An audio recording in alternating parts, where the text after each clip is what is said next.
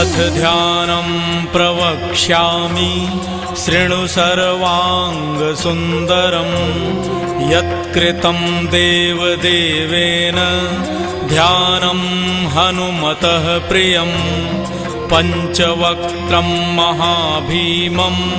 त्रिपञ्चनयनैर्युतं बाहुभिर्दशभिर्युक्तं सर्वकामार्थसिद्धिदं